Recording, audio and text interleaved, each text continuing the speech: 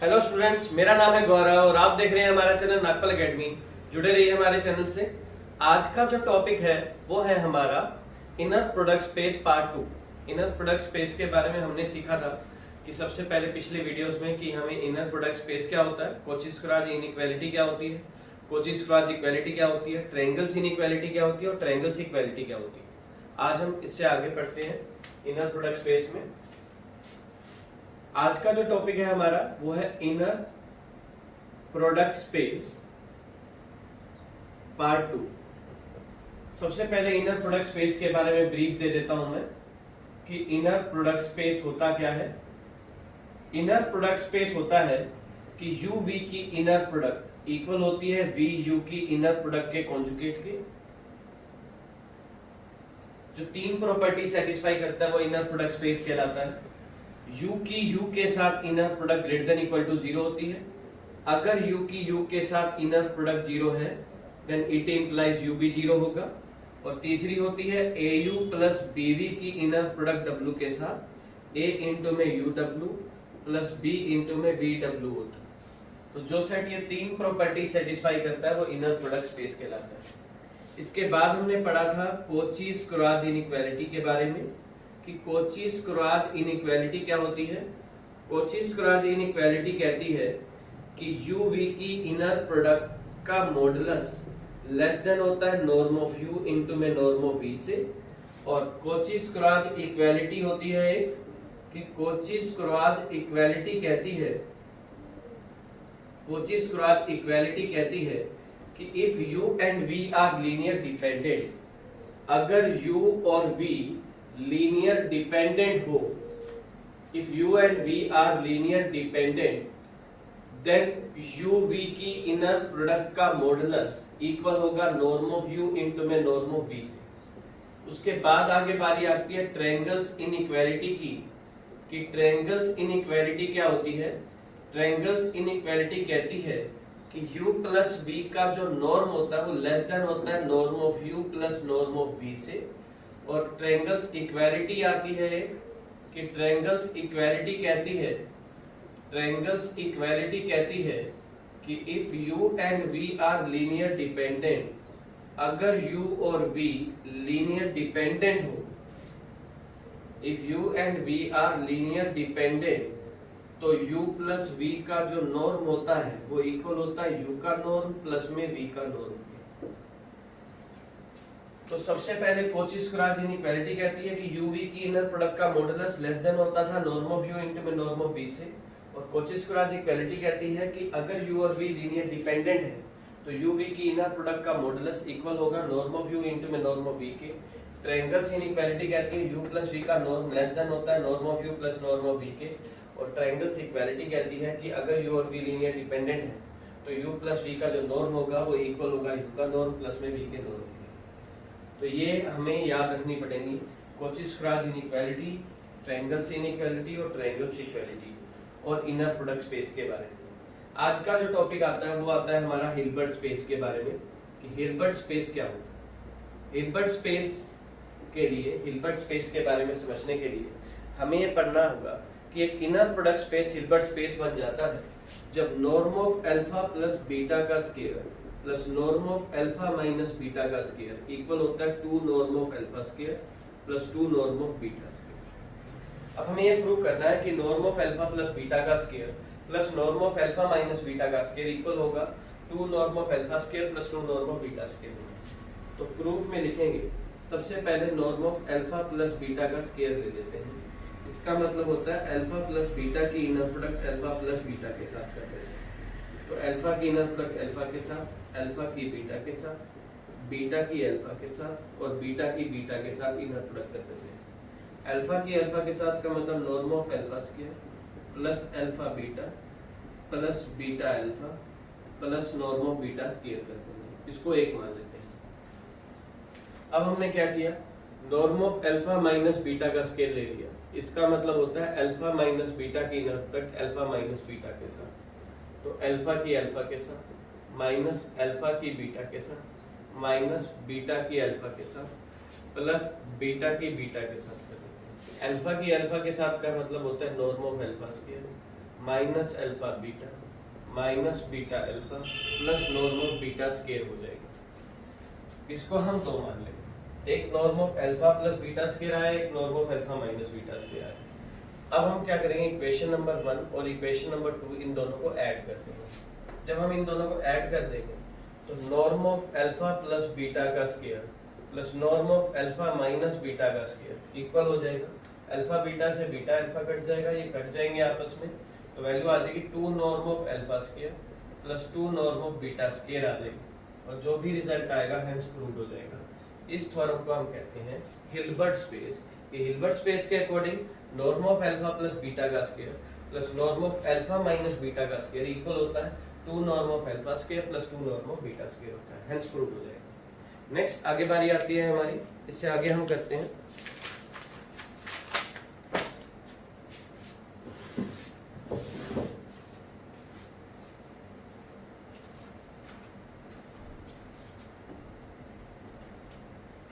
अगर ये वीडियो पसंद आ रही हो तो प्लीज इसको लाइक कर दीजिए।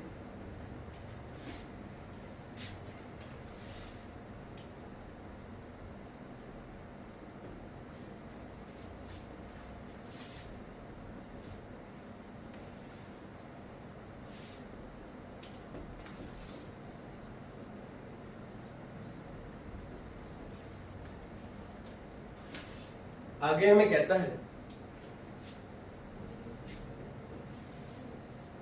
द मोस्ट इंपॉर्टेंट क्वेश्चन आता है, कहता है prove that every inner product space is a metric space. प्रत्येक इनर प्रोडक्ट स्पेस जो होता है वो एक मीट्रिक स्पेस होता है। तो प्रूफ में लिखेंगे a set XD will become metric space when it satisfies 4 properties। एक सेट मीट्रिक स्पेस बन जाता है जब वो 4 प्रॉपर्टी सेटिस्फाई करता है। पहली होती है distance of X Y greater than equal to 0 होगा। दूसरी होती है डिस्टेंस ऑफ एक्स वाई 0 के इक्वल है तो एक्स वाई के इक्वल होगा। और तीसरी होती है एक्स से वाई के बीच का डिस्टेंस और वाई से एक्स के बीच का डिस्टेंस आपस में सेम होगा। और चौथी होती है एक्स से वाई के बीच का distance less than equal to होगा एक्स से जेड का डिस्टेंस प्लस जेड से वाई का डिस्टेंस। जो 4 प्रॉपर्टी सेटिस्फाई करता है वो मीट्रिक स्पेस कहलाता है। इसलिए एवरी इनर प्रोडक्ट स्पेस को मीट्रिक स्पेस प्रूव करना है तो 4 प्रॉपर्टी आपको सेटिस्फाई करवानी पड़ेगी। तो पहली प्रॉपर्टी में हम यह लिखेंगे, एक मीट्रिक स्पेस कंसीडर करते हैं distance of alpha beta, norm of alpha minus beta ले लेते हैं। और आपको पता है कि नॉर्म का मतलब होता है किसी भी चीज का जो नॉर्म होता है उसका मतलब लेंथ होती है और लेंथ हमेशा पॉजिटिव होती है। इसलिए norm of alpha minus beta greater than equal to 0 हो जाएगा, यानी कि distance of alpha beta greater than equal to 0 हो जाएगा। दूसरी प्रॉपर्टी में हम कहेंगे डिस्टेंस ऑफ अल्फा बीटा लेते हैं, norm of alpha minus beta, norm of alpha minus beta को norm of beta minus alpha लिखते हैं। Norm of beta minus alpha का मतलब होता है डिस्टेंस ऑफ बीटा है।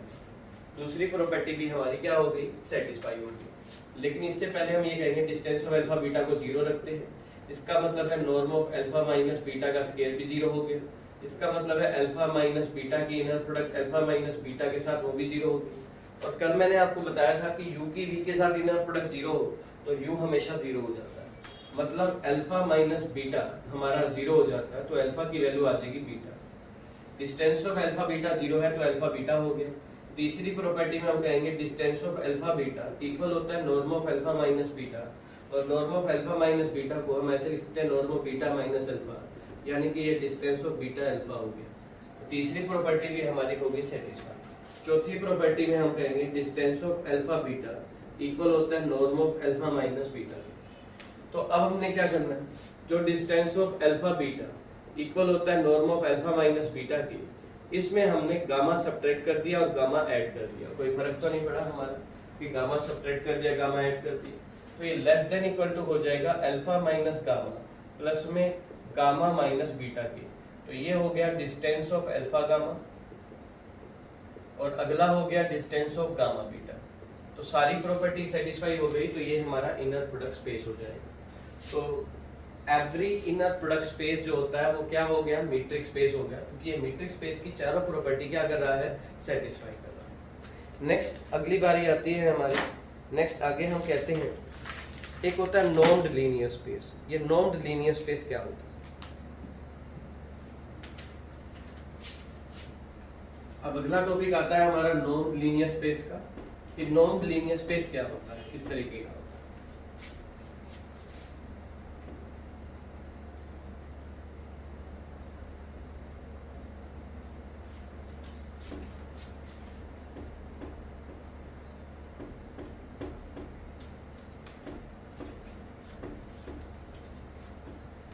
देखिए नॉर्म्ड लीनियर स्पेस क्या होता है।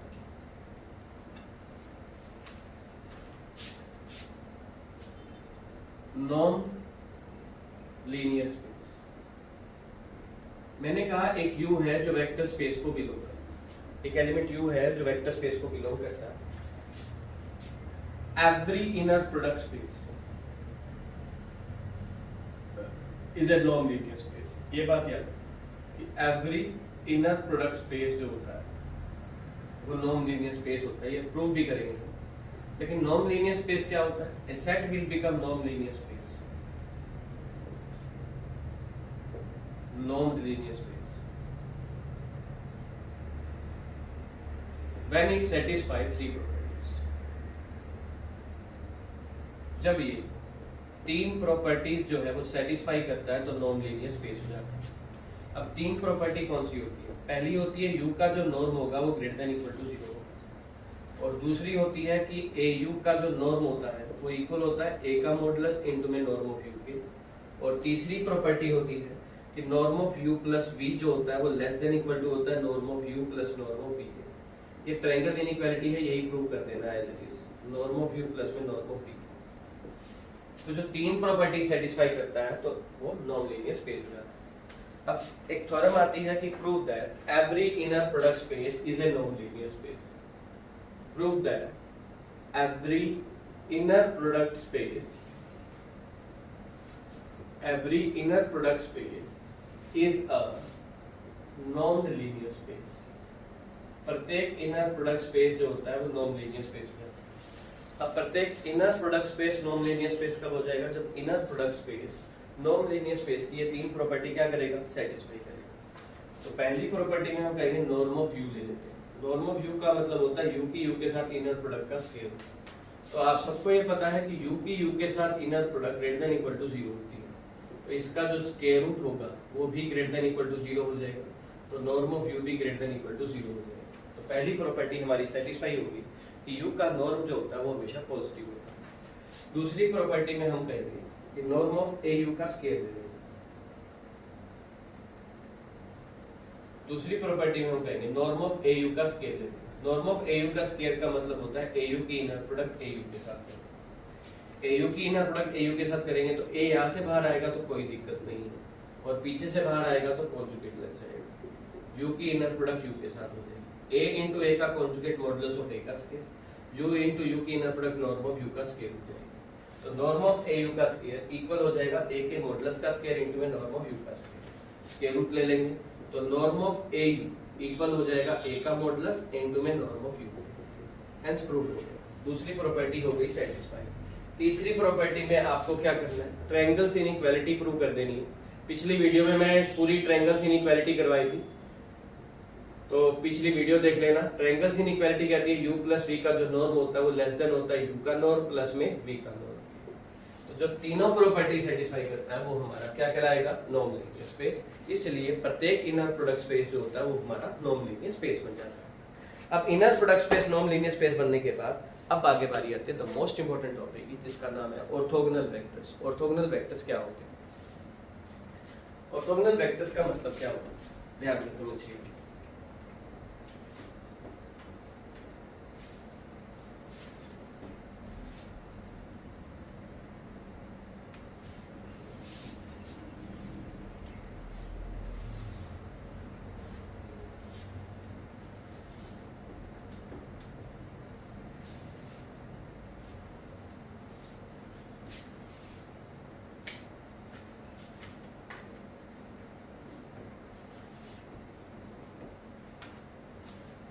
देखिए ऑर्थोगोनल वेक्टर्स क्या होते हैं,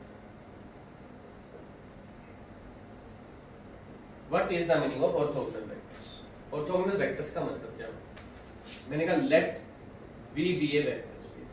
V क्या है, वेक्टर स्पेस है। U और V वेक्टर स्पेस को बिलोंग करते हैं। एक वेक्टर U V वेक्टर के ऑर्थोगोनल हो जाएगा। ऑर्थोगोनल का मतलब होता है परपेंडिकुलर हो जाएगा। एक वेक्टर U V वेक्टर के ऑर्थोगोनल हो जाएगा, कब हो जाएगा, जब उन दोनों की इनर प्रोडक्ट जीरो हो जाएगी। अगर किन्हीं दो वेक्टर की इनर प्रोडक्ट आपस में जीरो है तो एक वेक्टर दूसरे वेक्टर का क्या हो जाएगा, ऑर्थोगोनल हो जाएगा। ऐसे ही मान लो W1 और W2 जो है दो वेक्टर स्पेस के सबस्पेस है।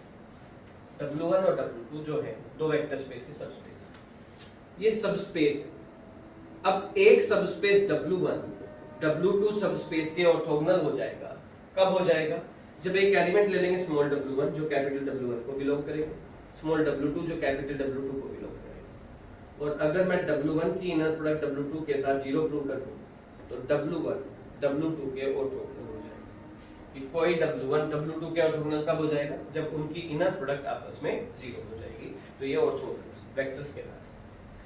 अब ऑर्थोगोनल सबस्पेस तो आ गया, नेक्स्ट आगे बारी आती है हमें कहता है एक होता है ऑर्थोगोनल कॉम्प्लीमेंट। ऑर्थोगोनल कॉम्प्लीमेंट का मतलब क्या होता है,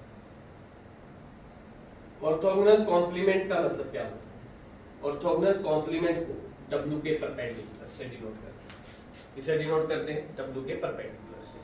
ऑर्थोगोनल कॉम्प्लीमेंट के अंदर वो भी वेक्टर आते हैं जिनकी W के साथ इनर प्रोडक्ट जीरो होती है, जहां पर W कैपिटल W को बिलोंग करते हैं। ऑर्थोगोनल कॉम्प्लीमेंट के अंदर वो भी वेक्टर आते हैं जिनकी W के साथ इनर प्रोडक्ट जीरो होती है, जहां पर W को बिलोंग करते हैं। अब एक मोस्ट इंपॉर्टेंट थ्योरम कहती है प्रूव करना है कि ऑर्थोगोनल कॉम्प्लीमेंट जो है वो सब स्पेस होगा वेक्टर स्पेस का। और आपको पता है कि कोई W V का सब स्पेस हो जाता है जब U और V W को बिलोंग करे, A और B फील्ड को बिलोंग करे। अगर AU प्लस BV भी W को बिलोंग करे तो W V का सब स्पेस हो जाता है। अब हमें ऑर्थोगोनल कॉम्प्लीमेंट को वेक्टर स्पेस का सब स्पेस प्रूव करना है। ऑर्थोगोनल कॉम्प्लीमेंट वेक्टर स्पेस का सबस्पेस कब होगा, जब U और V ऑर्थोगोनल कॉम्प्लीमेंट को बिलोंग करे, A और B फील्ड को बिलोंग करे, और AU प्लस BV भी अगर ऑर्थोगोनल कॉम्प्लीमेंट को बिलोंग करते हैं तो ऑर्थोगोनल कॉम्प्लीमेंट वेक्टर स्पेस का सबस्पेस हो जाता है। तो अब हमने करना है, प्रूफ में लिखना है कि लेट U और V जो है ऑर्थोगोनल कॉम्प्लीमेंट को बिलोंग करते हैं और A और B फील्ड को बिलोंग करते हैं। अगर U ऑर्थोगोनल कॉम्प्लीमेंट को बिलोंग करता है तो U की W के साथ इनर प्रोडक्ट क्या हो जाएगी, जीरो हो जाएगी। इसकी A से प्रोडक्ट कर दी तो A इंटू में U W भी क्या हो गया, जीरो। अब A अंदर चला जाएगा तो AU की W के साथ इनर प्रोडक्ट जीरो हो जाएगी। कल मैंने सिखाया था कि AU को A इंटू में UW भी लिख सकते हैं या इसको ये भी लिख सकते हैं। इसको हमने एक मान लिया।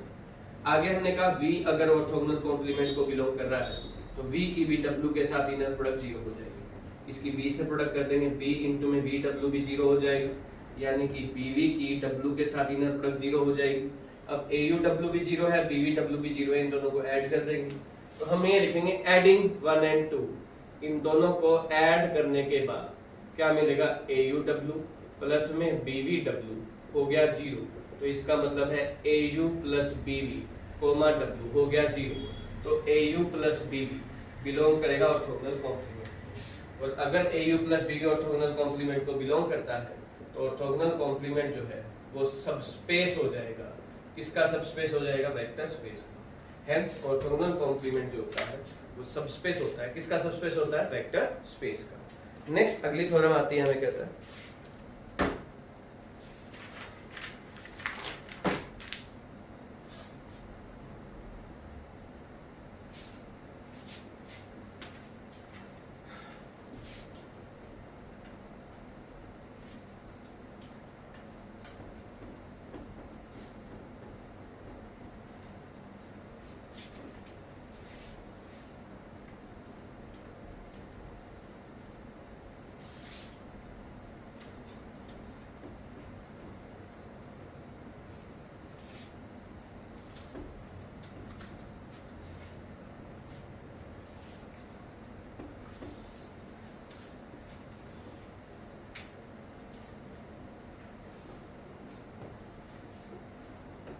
नेक्स्ट अगली थ्योरम आती है, मैं कहता हूँ u1 दे रखा है, u1 दे रखा है हमें 1 2 आइटा और आइटा, u2 दे रखा है हमें 0 1 प्लस आइटा और 1, u3 दे रखा है हमें 2 1 माइनस आइटा और आइटा। हमें सबसे पहले u1 का नॉर्म निकालना है, फिर u2 का नॉर्म निकालना है और फिर u3 का नॉर्म निकालना है। सबसे पहले ये करते हैं, u1 का नॉर्म निकालते हैं। u1 के नॉर्म का फार्मूला होता है u1 की u1 के साथ इनर प्रोडक्ट का स्केल। तो सबसे पहले u1 की u1 के साथ इनर प्रोडक्ट करेंगे तो रूल होगा 1 इंटू 1 का कॉन्जुगेट, 2 आइटा इंटू 2 आइटा का कॉन्जुगेट और आइटा इंटू आइटा का कॉन्जुगेट। तो ये वैल्यू आ गई, 1 इंटू 1 का कॉन्जुगेट होता है 1, 2 आइटा का कॉन्जुगेट होता है -2 आइटा, -2 आइटा की 2 आइटा से मल्टीप्लाई करूंगा तो आएगा -4 आइटा स्क्वायर, मतलब प्लस का 4, माइनस आइटा स्क्वायर प्लस का 1, तो आउटपुट आ गई 6। तो u1 का जो नॉर्म है वो आ जाएगा √6। जैसे u1 का नॉर्म निकाला वैसे ही आपको किसका नॉर्म निकालना है, u2 और u3 का नॉर्म निकालना है। मेरे ख्याल से आप निकाल ही सकते हैं, इसी तरह से आप निकाल लेना खुद ही, u2 का नॉर्म भी निकाल लेंगे और आप u3 का नॉर्म भी निकाल लेंगे। कैसे निकालेंगे u2 का नॉर्म, अगर u2 की इनर प्रोडक्ट करनी है u2 के साथ तो वो कैसे करेंगे, 0 इंटू 0 का conjugate, 1 plus iota into 1 plus iota का कॉन्जुगेट और 1 इंटू में 1 का कॉन्जुगेट, और इनकी मल्टीप्लाई कर दोगे, जो आएगा उसका स्क्वायर रूट कर दोगे, वो u2 का नॉर्म आ जाएगा। उसी तरह से u3 का भी अपने नॉर्म निकालना है। नेक्स्ट फॉर्म आती है, हमें कहता है इफ w1 w2 का सबसेट है तो प्रूव करो कि w1 का ऑर्थोगोनल कॉम्प्लीमेंट सबसेट होगा w2 के ऑर्थोगोनल कॉम्प्लीमेंट। अगर w1 w2 का सबसेट है तो प्रूव करना है w1 का ऑर्थोगोनल कॉम्प्लीमेंट सबसेट होगा w2 के ऑर्थोगोनल कॉम्प्लीमेंट के। तो कैसे प्रूव करना है हमने ध्यान से समझना। मैंने कहा कि लेट, मान लेते हैं कि w1 के ऑर्थोगोनल कॉम्प्लीमेंट को बिलोंग करता है। हमने मान लिया कि w1 के ऑर्थोगोनल कॉम्प्लीमेंट को बिलोंग करता है, तो इसका मतलब है कि w की इस v के साथ इनर प्रोडक्ट 0 हो जाएगी, जहां पर v w1 को बिलोंग करता है। अब v w1 को बिलोंग करता है और w1 w2 का सबसेट है, तो इन दोनों से हमें मिलेगा v किसको बिलोंग करेगा, w2 को बिलोंग करेगा। v w1 को बिलोंग कर रहा है और w1 w2 का सबसेट है, तो v w2 को भी बिलोंग करेगा। देखिए ये w2 है, ये w1 है, इसके अंदर v है, v अगर w1 में है तो w2 में भी तो हुआ ना। तो अगर w की v के साथ इनर प्रोडक्ट 0 है और v w2 को बिलोंग करता है, तो इससे हमें ये मिलेगा कि w किसको बिलोंग कर रहा है, w2 के ऑर्थोगोनल कॉम्प्लीमेंट को। पहले बिलोंग कर रहा था w w1 के ऑर्थोगोनल कॉम्प्लीमेंट को, इसको 1 मान लेंगे। अब w बिलोंग कर रहा है w2 के ऑर्थोगोनल कॉम्प्लीमेंट को, इसको 2 मान लेंगे। फिर लिख देंगे by equation number 1 and 2, equation number 1 और 2 से w1 का ऑर्थोगोनल कॉम्प्लीमेंट सबसेट हो जाएगा w2 के ऑर्थोगोनल कॉम्प्लीमेंट के। हेंस क्या हो जाएगा, प्रूव। ये थ्योरम थी हमारी कि अगर w1 w2 का सबसेट हो तो w1 का ऑर्थोगोनल कॉम्प्लीमेंट सबसेट होता है w2 के ऑर्थोगोनल कॉम्प्लीमेंट के। इसके बाद नेक्स्ट थ्योरम आती है हमारी, आई होप आपको समझ में आ रहा होगा। अगर आ रहा है तो फटाफट इस वीडियो को शेयर कर दो, सब्सक्राइब कर दो मेरे चैनल को।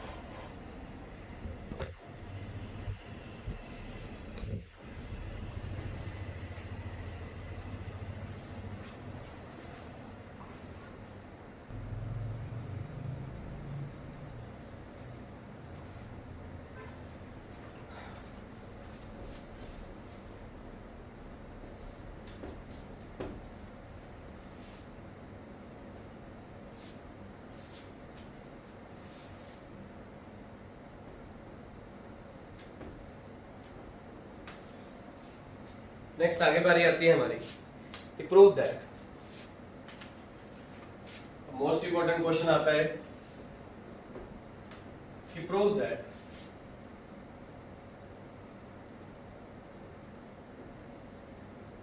m प्लस n का ऑर्थोगोनल कॉम्प्लीमेंट इक्वल होगा m का ऑर्थोगोनल कॉम्प्लीमेंट इंटरसेक्शन n का ऑर्थोगोनल।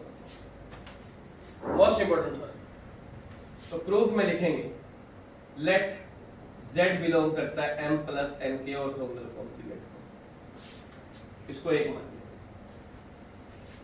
z अगर m प्लस n के ऑर्थोगोनल कॉम्प्लीमेंट को बिलोंग करता है तो इसका मतलब है z की u के साथ इनर प्रोडक्ट 0 है, जहां पर u बिलोंग करता है m प्लस n।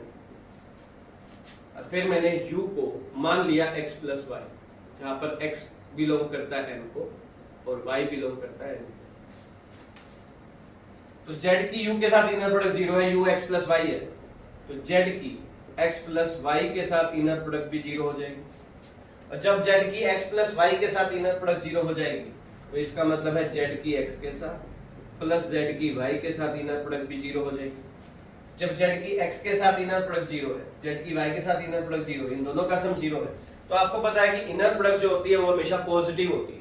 अगर ये पॉजिटिव है, ये पॉजिटिव है और दोनों पॉजिटिव का सम 0 है, इसका मतलब है कि दोनों ही वैल्यू 0 है। अगर इन दोनों की वैल्यू 0 है, इसका मतलब है z की x के साथ भी 0 है और z की y के साथ भी 0 है। और अगर z की x के साथ 0 है और x m को बिलोंग करता है तो z किसको बिलोंग करेगा? m के ऑर्थोगोनल कॉम्प्लीमेंट को। z की y के साथ 0 है, y n को बिलोंग करता है तो z किसको बिलोंग करेगा? n के ऑर्थोगोनल कॉम्प्लीमेंट को।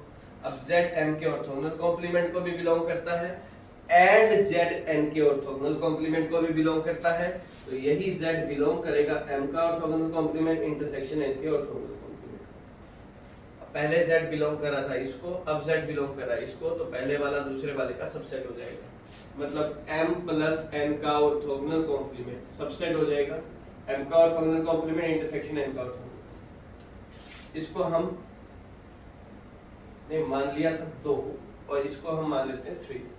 अब उल्टा मान, अब हम कहेंगे लेट z बिलोंग करता है m का ऑर्थोगोनल कॉम्प्लीमेंट इंटरसेक्शन n के ऑर्थोगोनल कॉम्प्लीमेंट। तो इसका मतलब है z m के ऑर्थोगोनल कॉम्प्लीमेंट को भी बिलोंग करेगा और z n के ऑर्थोगोनल कॉम्प्लीमेंट को भी बिलोंग करेगा।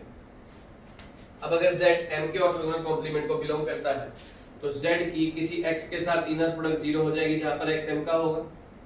और z n के ऑर्थोगोनल कॉम्प्लीमेंट को बिलोंग करता है तो z की y के साथ इनर प्रोडक्ट 0 हो जाएगी, जहां पर y n का होगा।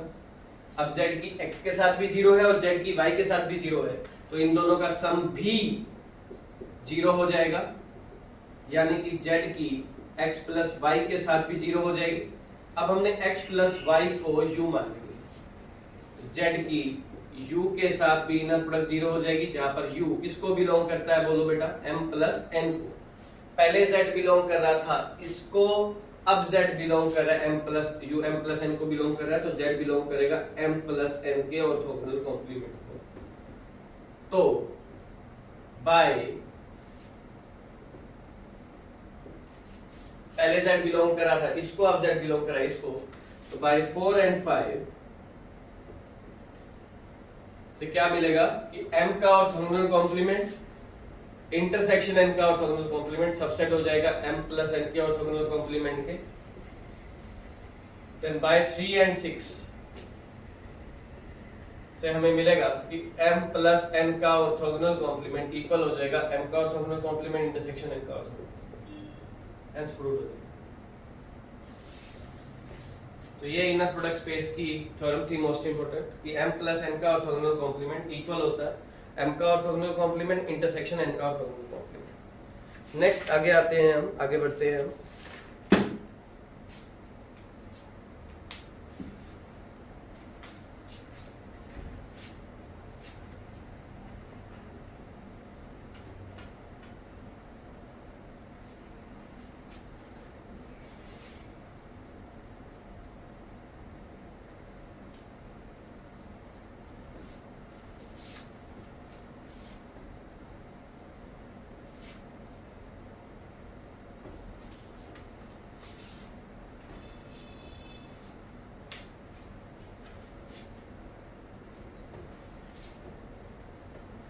नेक्स्ट अगली थ्योरम कहती है कि let we are be a real inner product space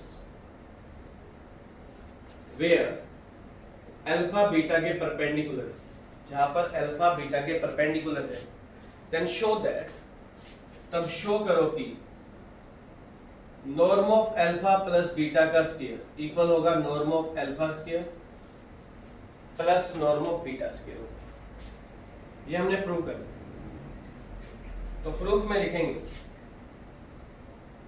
norm of alpha plus beta का स्क्वायर लेके चल पड़ते हैं, और norm of alpha plus beta के स्क्वायर का मतलब होता है अल्फा प्लस बीटा की inner product alpha plus beta के साथ, मतलब अल्फा की अल्फा के साथ, अल्फा की बीटा के साथ, बीटा की अल्फा के साथ और बीटा की बीटा के साथ। अल्फा की अल्फा के साथ का मतलब होता है नॉर्म ऑफ अल्फा स्क्वायर। और आप सबको ये पता है कि अगर अल्फा बीटा के परपेंडिकुलर है तो दोनों की इनर प्रोडक्ट क्या हो जाएगी, जीरो। अल्फा बीटा की वैल्यू भी जीरो, बीटा अल्फा की वैल्यू भी zero, norm of beta square. तो norm of alpha plus beta का स्क्वायर इक्वल होता है norm of alpha square plus norm of beta square. Hence prove हो जाएगा। क्यों हो जाएगा? क्योंकि अल्फा बीटा के परपेंडिकुलर था तो इनकी इनर प्रोडक्ट जीरो है। अगर इनकी इनर प्रोडक्ट जीरो है तो बीटा अल्फा के कॉन्जुगेट की वैल्यू भी जीरो है और बीटा अल्फा की वैल्यू भी जीरो। तो ये भी जीरो, ये भी जीरो। तो norm of alpha plus beta का स्क्वायर इक्वल हो गया norm of alpha square plus norm of beta square. Next अगली थ्योरम आती है, हमें कहते हैं कि if alpha and beta are perpendicular, if alpha and beta are perpendicular, then prove that, तब प्रूव करो कि norm of a alpha plus b beta का स्क्वायर इक्वल होगा नॉर्म ऑफ a अल्फा का square plus norm of b beta का square होगा। ये हमने प्रूव करना।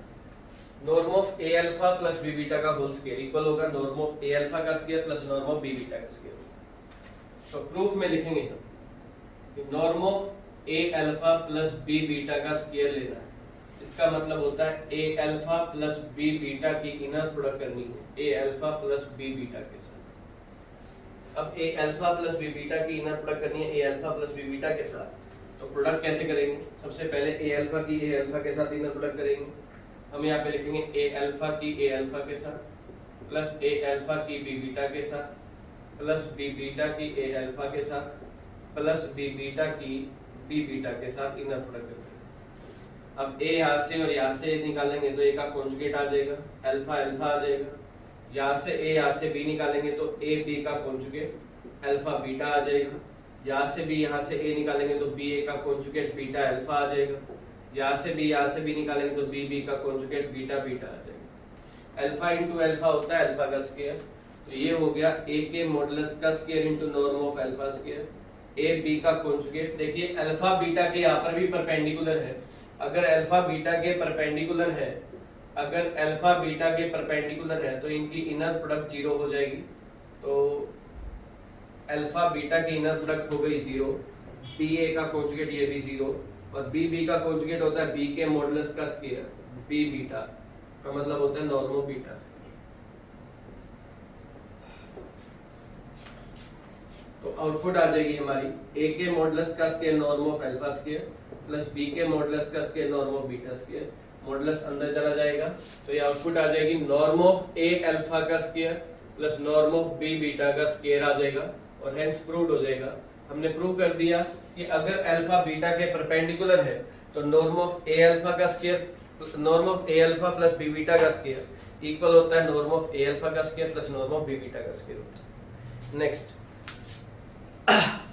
का टॉपिक जो है हम कल करेंगे। ये हमारा टोपोलॉजी इनर प्रोडक्ट स्पेस का पार्ट 2 था। इनर प्रोडक्ट स्पेस 3 पार्ट में डिवाइड है। पहले इनर प्रोडक्ट स्पेस के पार्ट में इनर प्रोडक्ट स्पेस की definition, Cauchy Schwarz inequality, Cauchy Schwarz equality, triangles inequality, triangles equality और आज हमने पढ़ा नॉन लीनियर स्पेस के बारे में। कल हम पढ़ेंगे ऑर्थोनॉर्मल सेट के बारे में। ऑर्थोनॉर्मल सेट क्या होता है इनर प्रोडक्ट स्पेस में। तो जुड़े रहिए हमारे चैनल से। अगर ये वीडियो आपको पसंद हो आई हो तो प्लीज़ इसको लाइक कीजिए, शेयर कीजिए और मेरे चैनल को सब्सक्राइब कीजिए। Thank you.